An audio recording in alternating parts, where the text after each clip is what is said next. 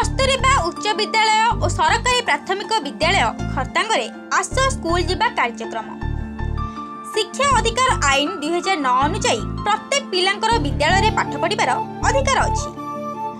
ओडिशा सरकार राज्यर प्रत्येक पिलांकु गुणात्मक शिक्षा जोगाई देबा पई लक्ष्य रखिछन्ति। एने आज सरकारी प्राथमिक विद्यालय खरतांग और कस्तूरबा उच्च विद्यालय खरतांगरे आस स्कूल जीवा कार्यक्रम।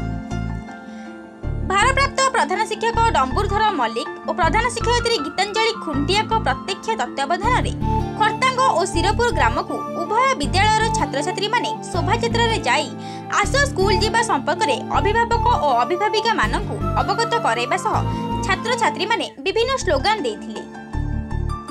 उक्त कार्यक्रम रे सीआरसीसी मनोरंजन दास, शिक्षक प्रणव किशोरी स्वाइन, तापस रंजन महांती, सुधाकर साहू, बुद्धिराम सिंह, शिक्षयित्री कवितांजलि मिश्र, ममता मंजूरी राउतराय, ममता षडंगी प्रमुख उपस्थित थिले। एने आम प्रतिनिधि पचारिबारु सेमाने जहा कुहंती आसंतु सुनिबा।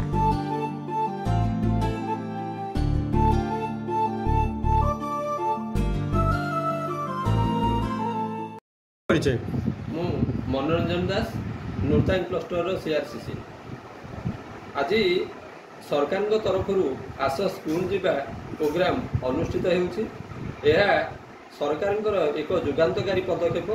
अधारू पाठ छाड़ी जाइथिबा बा कोनोसी कारणवशतः जमा पाठ पढ़ी पार नथिबा पिला मानकु मुख्य स्रोत रे शामिल करिबा सरकारଙ୍କର मूल लक्ष्य।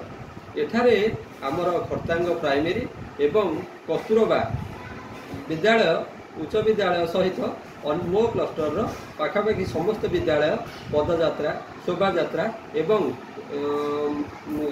अभिभावक मानक द्वारा एक पीटीएम रो आयोजन करथिले एवं यह सफल रूपायन होइछि मो मतरे।